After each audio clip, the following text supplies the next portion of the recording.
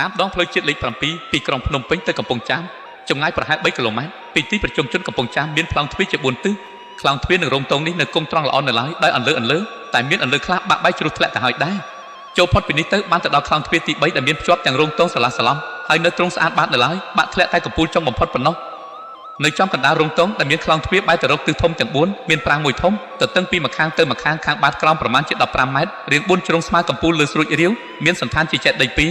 ក្នុងប្រាង្គនេះមានព្រះពុទ្ធរូប4អង្គបែរប្រភពតាមចន្លោះទ្វារឆ្ពោះទៅទិសធំទាំង4នៅចន្លោះកំពែងជាន់ទី2និងទី3ខាងត្បូងមានវិហារតូច2ឯខាងជើងក៏មាន2ដែរបណ្ដាវិហារតូចទាំង4នេះមានវិហារមួយនៅខាងឦសានប្រាង្គតម្កល់ព្រះពុទ្ធរូប4អង្គគង់បែរព្រះភ័ក្ត្រទៅកាន់ទិសធំទាំង4ហើយព្រះបន្តិច3ផ្អែកទៅនឹងចេតិយធំមួយនៅចំកណ្ដាលពីខាងកើតចំនៃវិហារនេះមានគុហារតូចមួយទៀតតម្កល់រូបបដិមា3អង្គ2អង្គឈរកាន់ដំបងបញ្ឈរទំនងជាសេនាមួយអង្គអង្គុយពេនជើងលើអាសនៈខ្ពស់ដៃប្រណម្យឆ្ពោះចំបរោចេតិយដែលពោលខាងលើរូបភាពចម្លែកនេះហើយដែលមានរឿងនិទានមួយដំណាលតគ្នាជាអង្វែងហើយមកថាអំឡុងជាយូរឆ្នាំកន្លងផុតទៅហើយនៅប្រទេសកម្ពុជាមានស្ដេចក្រាញ់មួយព្រះអង្គជាព្រះអនុរាជបានយាងជ្រើសរើសរកទីកន្លែងសាងអូជានៅព្រះរាជដំណាក់ដើម្បីទុកជាទីកំសាន្តលំហែព្រះចិន្តាក្នុងគ្រាដែលទ្រង់អបសុខប្រតិយម្ដងព្រះអង្គបានយាងមួយអន្លើដោយពពួកសេនាមាត្រមុខមន្ត្រីសឹងតែសពទីនៅក្នុងអាណាខេត្តដែលនៅក្នុងបន្ទុកព្រះអង្គត្រួតត្រាថ្ងៃមួយក្បួនដង្ហែស្ដេចក្រាញ់បានមកដល់ព្រែកមួយនៅជាប់នឹងដងទន្លេធំដែលសពថ្ងៃជាទីក្រុងកំពង់ចាមហើយដែលពេលនោះមានបណ្ដាជនជាច្រើនកំពុងរករបរចិញ្ចឹមជីវិតដោយធ្វើធ្នោះព្រួលសម្រាប់ចាប់ត្រីក្នុងព្រែកនោះព្រះអង្គទ្រង់ត្រាស់បង្គាប់ដល់កងយោធាឲ្យបោះជំរំសង់ព្រះពលាននៅទៀបមាត់ព្រែកនោះដោយទីនោះមានខ្យល់អាកាសល្អព្រមទាំងវិចិត្រទៅដោយធម្មជាតិគួរជាទីរីករាយផងព្រះអនុរាជទ្រង់ឈ្មោះប្រណិតទតឧតកធារាអបសគុណទ្រសោសាយដោយមានស្រីស្នំក្រមការកលពៅត្រៀបត្រាវេលានោះនាងពៅដែលជាម្ចាស់ធ្នោះក្នុងព្រែកនោះបានដឹងថាព្រះអនុរាជយាងមកបោះពលាជ័យនៅក្បែរកន្លែងខ្លួនដូច្នោះក៏ម្នេះចាត់ចែងអស់ពួកបាវព្រាវឲ្យរៀបចំព្រះក្រាយស្ងោយព្រមទាំងវត្ថុដ៏ប្រណិតផ្សេងនឹងនាំយកទៅថ្វាយព្រះអង្គរៀបចំជាស្រេចនារីនេះក៏ប្រោះព្រំអស់រូបរាងកាយឲ្យក្រអូបទៅដោយក្លិនក្លឹមច័ន្ទហើយស្លៀកពាក់យ៉ាងសមរម្យដើរលវាសវុនពីមុខពួកស្រីបម្រើដៃនាងទ្រនៅពៀនគ្រឿងព្រះស្រីយូគេឃើញមានពលឹកខ្សែមាសពេជ្ររំលេចពណ៌ផ្លេកដេញរស្មីព្រះអាទិត្យម្ដងលុះទៅដល់ហើយនាងពៅព្រមទាំងពួកស្រីបម្រើក៏អោនក្បាលក្រាបវន្ទាព្រះចេស្តាដោយពលពាក្យក្រាបបង្គំទូលថាសូមទ្រង់ព្រះមេត្តាប្រោសខ្ញុំម្ចាស់ទើបនឹងបានដឹងថាព្រះអង្គយាងមកកសាលប្រកាយនៅទីនេះទើបខ្ញុំម្ចាស់រៀបអស់គ្រឿងដង្វាយទាំងនេះនាំមកថ្វាយព្រះអង្គសូមប្រោសព្រះរាជានុញ្ញាតទទួលអនុគ្រោះព្រះរាជាត្រាស់តបថានាងខ្ញុំរីករាយណាស់ដែលមានចិត្តស្មោះត្រង់នឹងខ្ញុំយ៉ាងនេះខ្ញុំអនុញ្ញាតឲ្យនាងលើកគ្រឿងដង្វាយទាំងនេះមកចុះកាលបើលើព្រះរាជានុញ្ញាតយ៉ាងនេះហើយនាងពៅក៏លើកអស់គ្រឿងបណ្ណាការទាំងនោះមកដាក់ចំពោះព្រះភ័ក្ត្រព្រះអនុរាជហើយអោនក្បាលក្រាបបង្គំម្ដងទៀតដោយវាចាថាខ្ញុំម្ចាស់សូមក្រាបបង្គំលាព្រះរាជាទ្រង់ញញឹមហើយត្រាស់តបវិញថាទៅចុះនាងតែចូលនាងឧស្សាហ៍មកលេងទីនេះឲ្យញឹកញាប់ណានាងទទួលថាពរម្ចាស់ហើយនាងក៏មុំព្រមទាំងស្រីបម្រើក៏វាថយលុះត្រាតែផុតពីទីព្រះកំណល់មកទើបតម្រង់ទៅកាន់លំនៅអាត្មាទៅរៀងខ្លួនទៅក្រោយដែលក្រមុំនេះលាចេញផុតទៅព្រះអនុរាជទ្រង់សោយព្រះកញ្ញាស្ងោយដោយប្រតិរីករាយពុនពេកព្រះអង្គទ្រង់ស្ទំមកលក់ស្កប់ស្កល់សោះលុះព្រឹកព្រៀងស្វាងព្រះសូរិយាកាលណាព្រះអនុរាជបានត្រាស់បង្គាប់ឲ្យលួងវិចិត្រវោហាជាមហាមាត្រទៅស្ដីដណ្ដឹងនាងនារីនោះមកធ្វើជាព្រះស្នំព្រះអង្គគ្រានោះព្រះរាជបម្រើបានប្រញាប់ប្រញាល់រហ័សរហួនតម្រង់ទៅកាន់លំនៅរបស់នាងពៅដែលឪពុកម្ដាយនាងបានចែកឋានចោលជាយូរឆ្នាំទៅហើយនាងក៏រៀបចំកន្លែងដ៏សមគួរដើម្បីទទួលព្រះរាជបម្រើចំណែកលួងវិចិត្រវោហាក៏ចាប់រាយរាប់សពសេចក្តីជម្រាបនាងព្រមទាំងពោលសរសើរដល់ផលវាសនានាងដែលនឹងត្រូវបានឡើងឋានៈជាព្រះស្នំឯកក្នុងគ្រាឆាប់នេះនាងក្រមុំគ្មានយល់ទាស់ទេព្រមតាមពាក្យរាជបម្រើដូច្នេះហើយជាព្រះអនុរាជអង្គនេះទ្រង់សពប្រតិយនឹងនាងនេះខ្លាំងណាស់រាល់រយល្ងាចចាត់ឲ្យពួកជាងរចនាចាត់ចាំងសាងបន្ទាយដោយថ្មបាយក្រៀមមានកំពែង3ជាន់ហើយឲ្យមានទីព្រះលាននិងទីយាមល្បាតព័ទ្ធជុំវិញចាប់តាំងពីសាងបន្ទាយឲ្យស្រេចព្រះអង្គបាននាំពួកបរិវារទៅប្រថាប់ក្នុងទីនោះជាសុខសេមសានព្រះអនុរាជបានប្រកាសសន្មតឈ្មោះបន្ទាយនេះថានគរបាជ័យប្រយោគតាមព្រះនាមព្រះអង្គដែលអ្នកស្រុកធ្លាប់ស្គាល់ច្បាស់ថាព្រះបាទបាជ័យបាអាចំនួន2ឆ្នាំតមកព្រះស្នំឯកពៅមានគគម្រប់10ខែក៏ប្រសូតទៅបានព្រះរាជរកមួយអង្គព្រមទាំងឲ្យស្គាល់វឌ្ឍនធម៌នៃអរិយកប្រទេសនានាផងព្រះអនុរាជក៏ចាត់ឲ្យព្រះរាជបម្រើជូនព្រះអាយបុត្រទៅផ្ញើឲ្យសិក្សានៅឯមហាប្រទេសចិនព្រោះគ្រានោះមានតែប្រទេសចិនមួយទេដែលពូកែខាងវិទ្យាសាស្ត្រជាងប្រទេសឯទៀតក្នុងអាស៊ីទ្វីបរាជកុមារក្រាបបង្គំលាព្រះបិតានិងព្រះមេតាដោយបានទទួលពរស័ព្ទសាទុកាជាច្រើនផងសំពៅធំដែលនាំយកព្រះរាជបុត្ររបស់ស្ដេចក្រាញ់បានចេញប្រទេសកម្ពុជាឆ្លងកាត់មហាសាគរតម្រង់ទៅដល់ដែនចិនក្រោយព្រះរាជបុត្រចេញផុតទៅព្រះមនាងពៅពំរីករាយសោះទឹកមុខព្រះមនាងដែលធ្លាប់តែស្រស់ញញឹមប្រំប្រៃក៏ប្រែក្លាយទៅជាស្រពោនបីដូចបុប្ផាត្រូវកម្ដៅព្រះសូរិយាក្នុងទិមហរដូវចំណែកព្រះអនុរាជជាព្រះស្វាមីព្រះមនាងក៏ពុំសូវស្រួលប្រកាយដូចធម្មតាដែរចេះតែមានប្ររោគផ្សេងញោមញីព្រះអង្គសឹងតែរាល់ថ្ងៃនាំឲ្យព្រះអង្គមានប្រកាយពទុនខ្សោយជាលំដាប់ហេតុនេះហើយបានជាពេលក្រោយ2ឆ្នាំព្រះអង្គបានសោយទីវង្គតទៅ ពិធីបុណ្យរំលាយព្រះសពក៏បានចាត់ចែងឡើងដោយរាជបរិវាររបស់ទ្រង់មានទាំងស្ដេចក្រាញ់ដែលនៅត្រួតត្រាអាណាខេត្តនានាបានយាងមកជួបជុំជួយញ៉ាំពិធីបុណ្យនោះឲ្យបានជាឱឡារិកផងលុះពិធីបុណ្យបានចប់សពគ្រប់ហើយស្ដេចក្រាញ់ថ្មីដែលចូលមកកាន់កាប់ខេត្តកំពង់ចាមនោះបានទៅតាំងទីកន្លែងនៅឯត្បូងឃ្មុំដែលសពថ្ងៃបានទៅស្រុកជាទីប្រជុំជនមួយយ៉ាងស្ដុកស្ដំក្នុងខេត្តកំពង់ចាមម្ល៉េះហើយបន្ទាយចាស់ដែលព្រះបាទបច្ចេកបាអាសាងនោះក៏នៅទំនេរគ្មានមនុស្សអ៊ូអែដូចមុនគ្រាន់ជាបុរាណដ្ឋានសម្រាប់អ្នកទស្សនាចំណែកព្រះស្នំពៅក៏ឈប់នៅក្នុងបន្ទាយនោះដែរព្រះនាងត្រឡប់ទៅនៅឯលំនៅចាស់របស់ព្រះនាងវិញ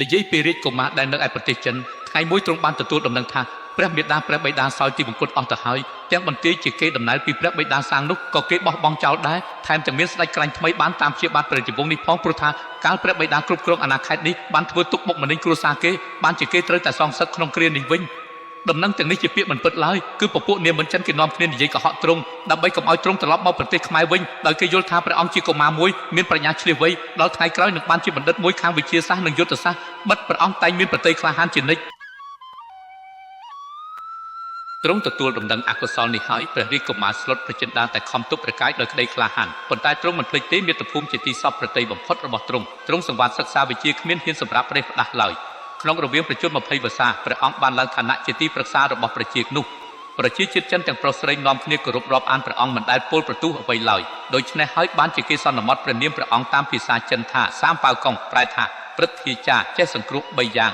ឬអ្នកប្រាជ្ញ3ប្រការវេលានោះទ្រង់បានខំបំពេញករណីយកិច្ចនៅក្នុងប្រទេសចិនយ៉ាងពេញកម្លាំងព្រះកាយដែលបណ្ដាជនជាតិចិនគ្មាននរណាមួយអាចស្មានថាព្រះអង្គលះបង់ប្រទេសចិនឡើយលុះដល់ប្រជជន30វស្សាទ្រង់បានចូលទៅគាល់ព្រះចៅក្រុងចិនសូមព្រះរាជានុញ្ញាតដើម្បីនឹងធ្វើដំណើរទៅស្រុកក្រៅពិនិត្យអស់កិច្ចការរបស់ទ្រង់ព្រះចៅក្រុងចិនក៏ទ្រង់ព្រះរាជានុញ្ញាតតាមសេចក្តីសុំរបស់សម្ពៅកុងទ្រង់គ្មានត្រូវការនឹងរៀបពលហែហោមតាមការពារព្រះអង្គឡើយទ្រង់ប្រពោះសម្លៀកបំពាក់ដូចជាអ្នកស្រែសុទ្ធវិស័យពួកនាមនធំទាំងឡាយនាំគ្នាកោតសរសើរកលល្បិចរបស់ព្រះអង្គដែលចេះខ្លាញ់ប្រកាយដើម្បីស៊ើបសួរសុខទុក្ខរបស់រាស្ត្រនៅនិគមជនបទនិងធ្វើអង្កេតរបស់ពពួករាជការតើធ្វើតាមបញ្ញត្តិច្បាប់ដោយចេះត្រាប្រណីប្រជានុរាស្ត្រឬទេឱកាសនោះជាបរិយាកាសដ៏ទូលាយល្អក្រៃពេកបើកព្រះハរតីឲ្យនឹកដល់ស្រុកកំណើតរបស់ទ្រង់លុះស្ដេចយាងទៅដល់កូនភូមិតូចមួយទ្រង់បានចូលទៅកាន់ព្រះអ្នកស្រុកហើយទ្រង់ថ្លែងប្រាប់គេថាព្រះអង្គចេះទាយគុណគូមើលព្រៃវាសនាឬវាសនាអនាគតបានយ៉ាងឆុតពួកអ្នកការបបានដឹកដូច្នេះហើយកណោបគ្នាទាំងហ្វូនទាំងប្រុសស្រីមករកសុំទាយពីទ្រង់ដោយព្រះអង្គម្ចាស់នេះចេះស្ទាត់ខាងហោរាសាស្ត្រមែនទែនទំនាយទាំងនោះក៏ត្រូវគ្មានលំអៀងគេនាំគ្នានិយាយសរសើរពីមាត់មួយទៅមាត់មួយអ្នកស្រុកកាន់តែលឺដំណឹងសោះសាយទៅទៀតយប់មួយទ្រង់ផ្ទប់នៅក្នុងខ្ទមតូចមួយជាមួយនឹងតាចាស់ម្នាក់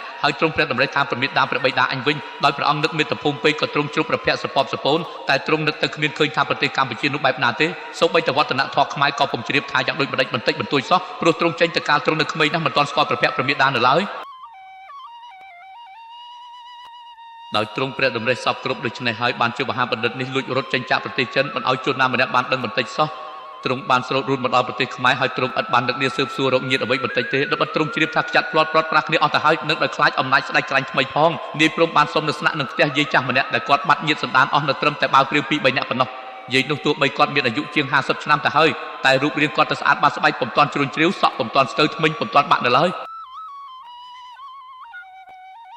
ដោយសារជួយឧបត្ថម្ភដល់ស្មោះក៏បណ្ដាលឲ្យព្រះអង្គម្ចាស់ព្រំនឹកគួចប្រតិព័ទ្ធលើរូបដូនចាស់នេះជាខ្លាំងបានពឹងគេឲ្យស្ដីដណ្ដឹងនិយាយនេះក៏ឥតប្រកែកឡើយដោយគាត់មិនចង់នៅតែឯងនោះតែនឹកដល់កូនសម្លាញ់គាត់ដែលឃ្លាតចាក់ទៅនឹងសាច់សាលោហិតដែលធ្លាប់បាត់បង់អស់ដូនចាស់នឹងតាកំឡោះនេះដែលសុកសានជាមួយគ្នារហូតមកថ្ងៃមួយយាយកើតក្តីអាផ្សុកក៏ឲ្យតាវាយលេខកូនគូរកកូនប្រុសគាត់ដែលឃ្លាតទៅស្រុកចិនតាំងពីអាយុ4ឆ្នាំតាស្ដាប់សម្ដីយាយចប់នឹកឆ្ងល់ពន់ពេកក៏សួរថាយាយកូនយាយឃ្លាតចាក់យាយពីឆ្នាំណ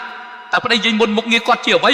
ីយាយឲ្យមុខជ្រុបនិយាយតិចតិចថាអោតាអើយកូនប្រុសខ្ញុំឃ្លាតចាក់ខ្ញុំទៅជាង30ឆ្នាំហើយឯប្តីខ្ញុំមុននោះមិនមែនតូចតាចទេគឺជាស្ដេចក្រាញ់មួយអង្គត្រួតត្រាខេត្តនេះឲ្យបានទាំងសាងបន្ទាយថ្មមួយយ៉ាងឆើតទុកនៅបណ្ដោះសពថ្ងៃនេះផងចូលតាមមើលចុះទីបឹងក្បែរផ្ទះយើងនេះហើយដែលព្រះស្វាមីធ្លាប់នាំខ្ញុំជិះទូកលេងកំសាន្តរាល់ល្ងាចហើយដែលព្រះអង្គបានឲ្យឈ្មោះទីនេះថាទន្លេអ៊ំមួយនៃព្រមស្ដាប់ចប់ក៏ស្លុតស្មារតីឲ្យអោនក្បាលលុតជង្គង់ចុះលើកដៃទាំងពីរសំពះប្រណម្យចំណែកយាយក៏ទៅជាស្រឡាំងកាំងនេះព្រមនិយាយឡើងថាអោនអ្នកមានគុណកូនអើយសូមឲ្យកូនសូមខមាទោសយ៉ាងធ្ងន់ទៅចុះគឺថាខ្ញុំនេះហើយដែលជាកូនបានឃ្លាតទៅប្រទេសចិនតាំងពីអាយុ4ឆ្នាំហើយកូនបានឮគេថាព្រះបិតាមេដាសគត់អស់ទៅយូរឆ្នាំហើយកូនគ្មានដឹងថាព្រះមេដានៅគង់បញ្ជន់ដូច្នេះសោះយាយពៅលឺឲ្យស្ទុះអោបប្តីនេះម្ដងទៀតតែរកតែហាមាត់ថាអ្វីមួយម៉ាត់ក៏ពំរួចនាយព្រមនិយាយទៀតថាបើព្រះមេដាចង់ដាក់ទណ្ឌកម្មកូនយ៉ាងណាក៏កូនសុខចិត្តរ៉ាប់រងតាមទាំងអស់សូមមានប្រសាសន៍មកចុះយាយឆ្លើយវិញថាបើកូនឯងចង់ឲ្យរដោះចាក់ទោសល្មើសនេះចូលកូនធ្វើតាមពាក្យម្ដាយដូចតទៅនេះ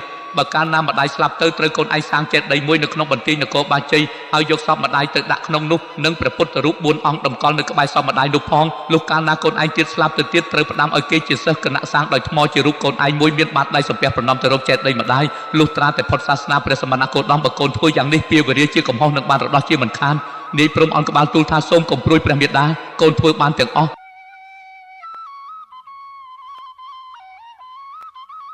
តែចាំតាំងពីពេលនោះមកជនទាំងពីរនាក់ក៏រួមសុខទុក្ខជាមួយគ្នាតាមឋានៈជាកូននិងម្ដាយរហូតមក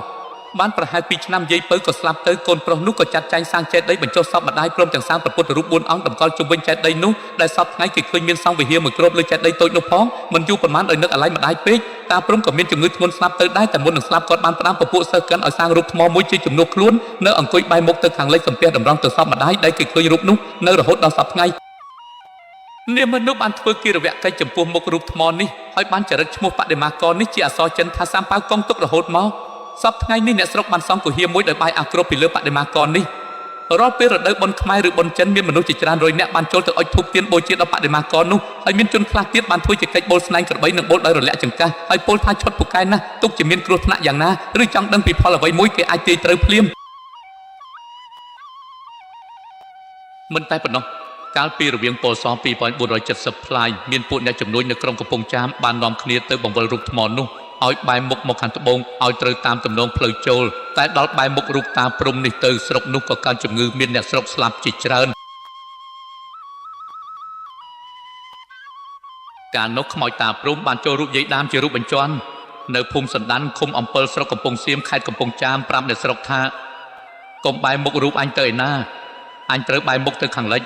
សំពះឆ្ពោះទៅចេតិយខ្មោចម្ដាយអញ